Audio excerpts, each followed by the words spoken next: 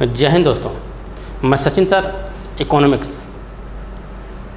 वर्तमान में लॉकडाउन के काल में उम्मीद करता हूं कि आप जहां होंगे स्वस्थ होंगे और मस्त होंगे। इन विकट परिस्थिति में पढ़ाई तो नहीं हो रही होगी, परंतु तनाव नहीं लेना है, पढ़ाई में लगे रहना है और हम इस विकट परिस्थिति में आपके साथ हैं। आज से सामान्य दिन की क्लासेस स्टार्ट होने वाली हैं।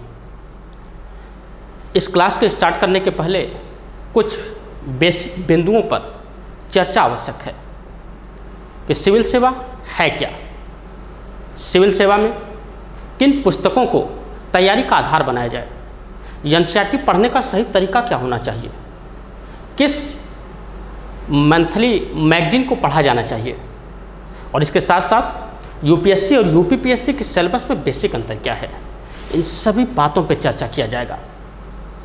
स्टार्ट करते हैं। कहानी है सन 1854 की। सन 1854 में जब इंग्लैंड का विश्व के आधे से अधिक देशों पर अधिकार था, तो उस समय लॉर्ड मैकाले ने 1854 में सिविल सेवा का एक कॉन्सेप्ट दिया था, जिसका उद्देश्य इंग्लैंड की साम्राज्यवादी नीति का विस्तार करना था। इसमें ऐसे लोगों को लिया जाता था जो कैम्ब्रिज विश्वविद्यालय और हार्वर्ड विश्वविद्यालय से स्नातक के छात्र थे और इसके साथ साथ अंग्रेजी के साथ साथ लैटिन भाषा का भी ज्ञान था। समय बीतता गया, फिर इसमें ऐसे भारतीयों को भी शामिल किया जाने लगा जो रक्त और रंग से तो भारतीय थे, परंतु मानसिकता से ब्रिटिश हुआ करते थे। भारत में सिविल सेवा का जनक लॉर्ड कॉर्नवालिस को कहा जाता है। धीरे धीरे सिविल सेवा में आमूलचूल परिवर्तन हुआ। 26 जनवरी सन 1950 को जब संविधान लागू हुआ, तो संविधान में भाग 14 में आर्टिकल 315 से 323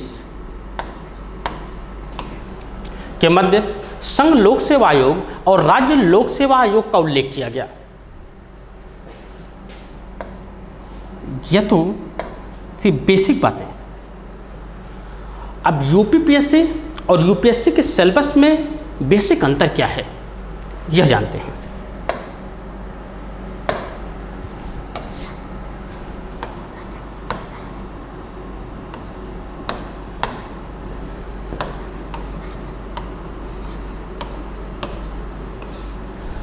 सन 2013 में यूपीएससी के मेंस में कुछ परिवर्तन हुआ और उसी के तर्ज पर सन 2018 में यूपीपीएससी के मेंस में भी परिवर्तन किया गया।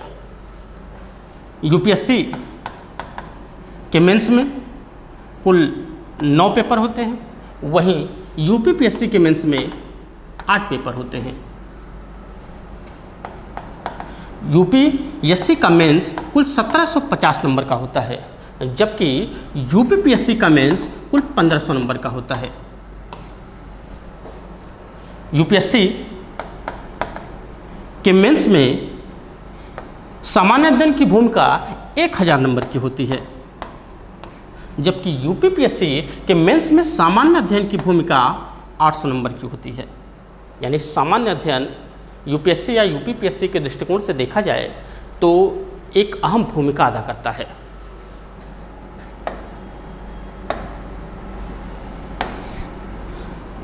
अगर डिटेल से देखें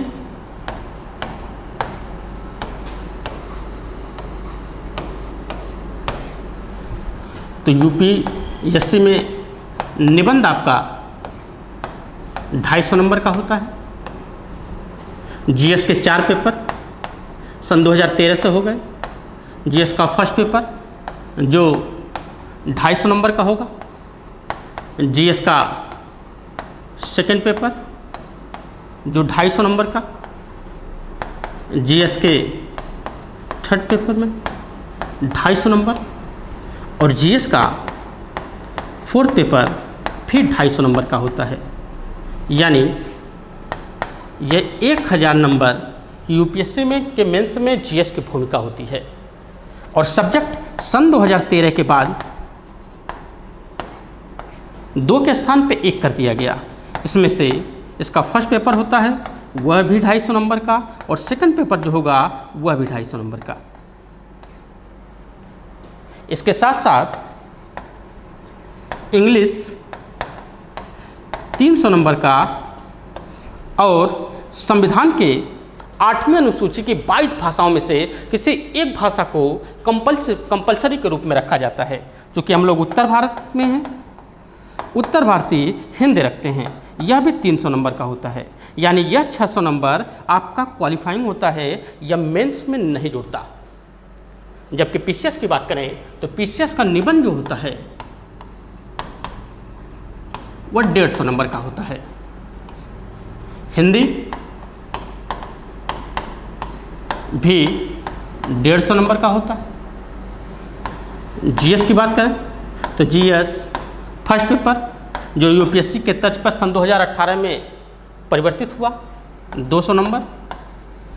जीएस का सेकंड पेपर 200 नंबर। जीएस का थर्ड पेपर 200 नंबर, और जीएस का फोर्थ पेपर 200 नंबर। यानी कि यूपीपीएससी के मेंस में सामान्य अध्ययन की भूमिका 800 नंबर की होती है। और सन 2018 के बाद इसमें भी 2 सब्जेक्ट के स्थान पर 1 सब्जेक्ट को कर दिया गया, और इसके फर्स्ट पेपर में 200 नंबर और सेकंड पेपर में 200 नंबर कर दिया गया। यानी कुल 1500 नंबर का यूपीपीएससी का मेंस होता है। इंटरव्यू की बात करें तो यूपीएससी के इंटरव्यू में 275 नंबर रखे गए हैं, और यूपीपीएससी का इंटरव्यू जो होता है वह 100 नंबर का होता है। यानी कि यूपीपीएससी में फाइनल सिलेक्शन जो होता है वह 1600 नंबर पे होता है, जबकि यूपीएससी में 2025 नंबर पर फाइनल सिलेक्शन होता है आपका। ये बेसिक चीज़ें तैयारी के पहले जानना अति आवश्यक है। और इसके साथ साथ जीएस के जो 4 पेपर बनाए गए हैं, इन पेपरों में किन किन सब्जेक्ट को जोड़ा गया है यह समझते हैं। जीएस का जो फर्स्ट पेपर है आपका, जीएस के फर्स्ट पेपर में आपका हिस्ट्री होगा, ज्योग्राफी होगा और सोसाइटी है। सेकंड पेपर जो है इसमें पॉलिटी है, गवर्नेंस है, आईआर है और सोशल जस्टिस है। जीएस का थर्ड पेपर जो है इसमें इकोनॉमी है, साइंस एंड टेक्नोलॉजी है, इंटरनल सिक्योरिटी है और पर्यावरण इन्वायरमेंट है। और जीएस का फोर्थ पेपर एथिक्स है।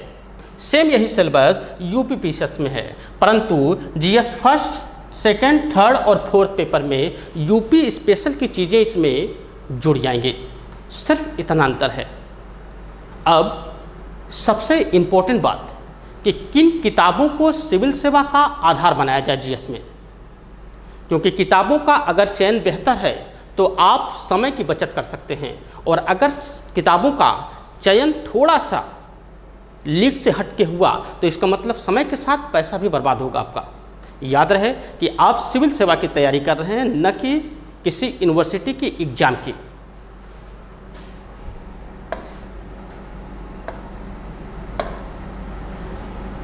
अगर फर्स्ट पेपर की बात करें तो आपका हिस्ट्री में आपका वर्ल्ड हिस्ट्री,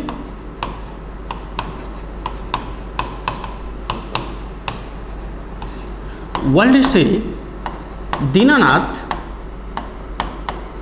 वर्मा की किताब। याद रहे कि तैयारी के दौरान किताबों का चयन सबसे महत्वपूर्ण होता है। हिस्ट्री में 3 मॉड्यूल यानी एंशिएंट, मिडवेल और मॉडर्न, यह तीनों पार्ट जो हैं वह यश के पांडे की बेहतर किताबें हैं। अब हिस्ट्री में आर्ट एंड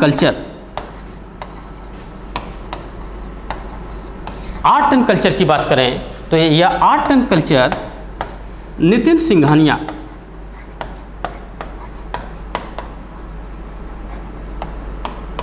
सिंघानिया की किताब आर्ट एंड कल्चर में पढ़ना है आपको, या स्पेक्ट्रम ले सकते हैं,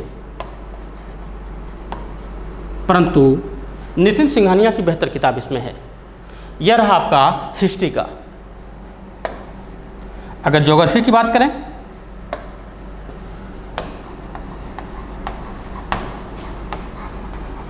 ज्योग्राफी में किन किताबों का चुनाव किया जाए, तो महेश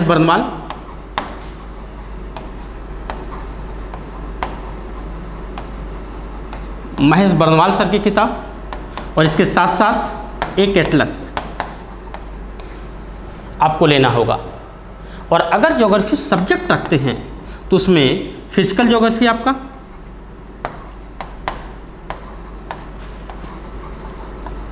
फिजिकल ज्योग्राफी यानी भौतिक भूगोल समीन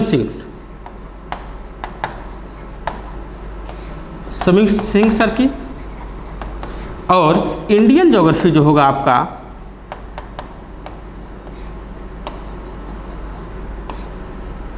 यह माजिद हुसैन सर की।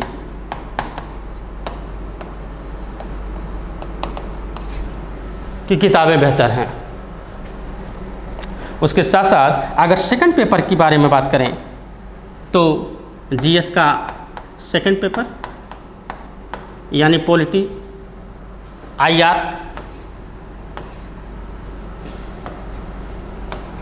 सोशल जस्टिस, जीएस के सेकंड पेपर में एम लक्ष्मीकांत,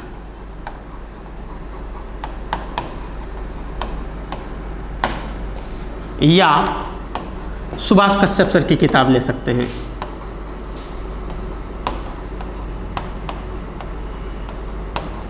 एम लक्ष्मीकांत बेहतर होगी, दोनों के अगर तुलनात्मक देखा जाए। इसके साथ साथ आपको बेयर एक्ट पढ़ना पड़ेगा, क्योंकि यूपीएससी या यूपीपीएससी के शब्द जो होते हैं यहाँ से लिए जाते हैं। बेयर एक्ट को अगर आपने पॉलिटिक में तोड़ दिया तो यहाँ से शब्द को समझना आसान हो जाता है। अगर आईआर की बात करें, अंतर्राष्ट्रीय संबंध, तो अंतर्राष्ट्रीय संबंध में आप पुष्पेश पंत साहब की किताब ले सकते हैं, या Shankar IAS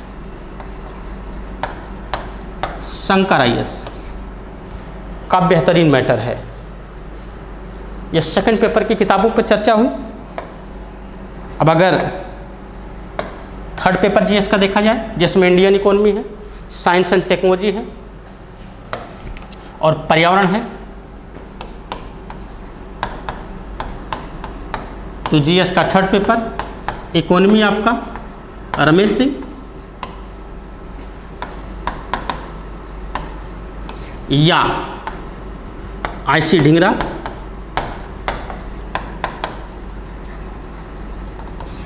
IC Dhingra sir की किताब बेहतर है।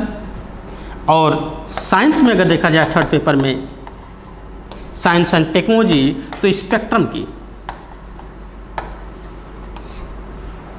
की या विवास पनोरमा की किताब भी ले सकते हैं।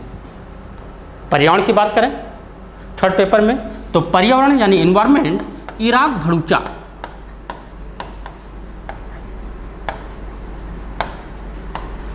भड़ूचा की किताब ले सकते हैं आप, या दृष्टि आईएएस की पर्यावरण के लिए पर्याप्त है। फोर्थ पेपर की बात करें यानी इथिक्स, फोर्थ पेपर आपका इथिक्स की बात करें तो इथिक्स के लिए मार्केट में क्रॉनिकल प्रकाशन की एक किताब आई है लेक्सिकॉन करके।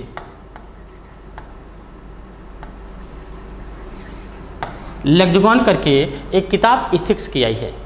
यह किताबों का चुनाव अगर आपने बेहतर तरीके से किया तो इससे आपका समय और पैसा दोनों बचेगा। याद रहे कि एक अच्छी किताब और एक अच्छी रणनीति आपके समय को बचाएगी। यह रही सिलेबस पे बात। अब कुछ पत्रिकाओं पर चर्चा करते हैं। आपका सबसे बड़ा कन्फ्यूजन कि मंथली किस पत्रिका को पढ़ा जाए जो परीक्षा के दृष्टिकोण से अधिक उपयोगी हो सकती हैं।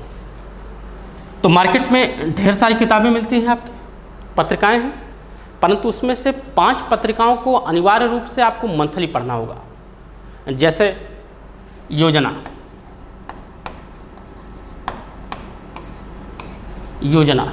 योजना में अगर पूरी योजना नहीं पढ़ना चाहते तो उसमें से कुछ विशेष पॉइंट पर जरूर फोकस करना है। जैसे महिला सशक्तिकरण,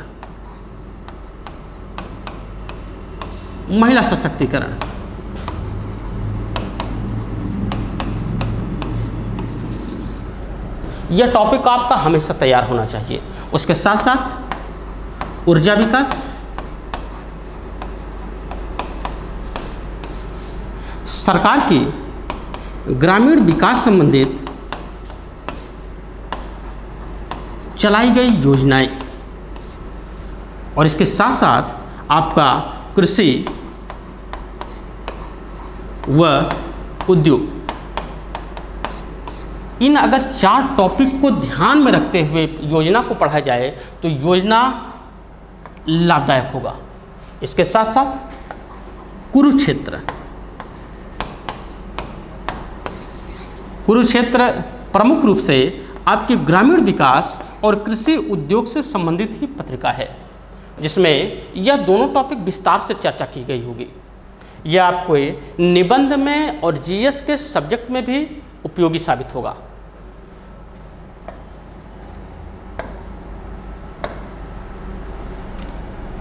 विज्ञान प्रगति, इंग्लिश में साइंस रिपोर्टर यही है।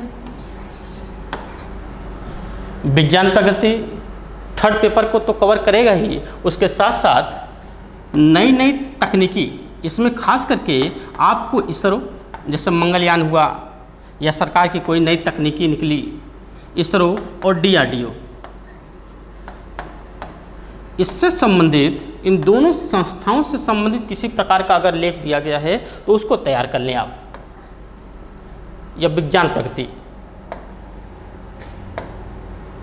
अगली पत्रिका आपकी भूगोल और आप, यह 1st पेपर में भी आपकी सहायता करेगा। अगर सब्जेक्ट रखते हैं तो वहाँ भी सहायता करेगा, और इसके साथ साथ जीएस में भी सहायता करेगा। भूगोल और आप, ज्योग्राफी संबंधित नई चीज़ें जो भी हैं, इन भूगोल और आप नामक पत्रिका में पूरा डिटेल दे देता है। और इसके साथ साथ अगर यूपीएससी की तैयारी कर रहे हैं तो विजन आईएएस, दृष्टि या क्रॉनिकल पढ़ सकते हैं।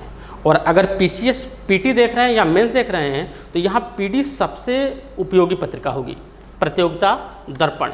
इन पत्रिकाओं के साथ पीडी या क्रॉनिकल किताबों को जोड़ लें तो आपकी यह सबसे बड़ी समस्या समाप्त हो जाएगी, जो कि किस पत्रिका को पढ़ा जाए।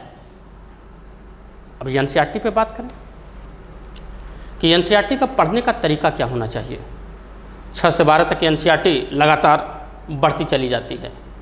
इस एनसीईआरटी को समेटा कैसे जाए, तो एनसीईआरटी 6 से 12 तक एक बार अगर आपने पढ़ लिया और हाइलाइटर से हाईलाइट करते चले गए और दोबारा मेंस में या इंटरव्यू में आपको इसका रिवीजन करना पड़ा तो यह नामुमकिन होगा, क्योंकि एनसीईआरटी 6 से 12 तक सारे सब्जेक्टों की संख्या ढेर सारी। ऐसी अवस्था में आप एनसीईआरटी जब भी पढ़ें, एनसीईआरटी पढ़ने का सही तरीका क्या होना चाहिए कि पहले तो सब्जेक्ट का बेसिक नॉलेज हो आपके पास। जिस सब्जेक्ट की एनसीईआरटी आप पढ़ने जा रहे हैं उसका बेसिक नॉलेज आपको हो, ताकि जिस टॉपिक को आप पढ़ रहे हैं उस टॉपिक से अगर किसी भी प्रकार का प्रश्न बनता है तो उन शब्दों को, उस प्रश्नों को तोड़ना आपके लिए संभव हो जाए। और इसके साथ साथ एनसीईआरटी के हर टॉपिक के बाद, हर चैप्टर के बाद ऑब्जेक्टिव और सब्जेक्टिव टाइप के प्रश्न दिए होते हैं। इन प्रश्नों को हल करने का प्रयास करना है आपको, तथा एनसीईआरटी की एक फ्रेमिंग बनानी है। किसी भी एक चैप्टर को उठा लें और उस चैप्टर को उठा के अगर फ्रेमिंग तैयार कर लेते हैं आप, तो यह फ्रेमिंग आने वाले भविष्य में आपके लिए रामबाण साबित होगी।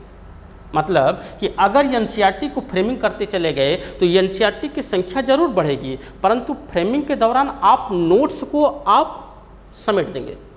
यह जब फ्रेमिंग की गई एनसीईआरटी होगी तो इसे पढ़ना आसान हो जाएगा, रिवीजन करना आसान हो जाएगा। तो प्रयास करिएगा कि सही रणनीति, सही किताबों का चुनाव, सही मैगजीन का चुनाव ही आपको सही दिशा में अग्रसर कर सकती है। कल से आपकी इकोनॉमी की क्लास स्टार्ट हो रही है, तो पहले अगर सिविल की तैयारी करना चाहते हैं या कर रहे हैं तो सबसे उपयोगी यह है कि आप इस सिलेबस के बारे में जानें, किन किताबों को पढ़ना है, किन पत्रिकाओं को पढ़ना है, सही दिशा निर्देश में काम करें। और किसी प्रकार की समस्या होती है तो हमसे संपर्क करें, कमेंट करें। जय हिंद, जय भारत।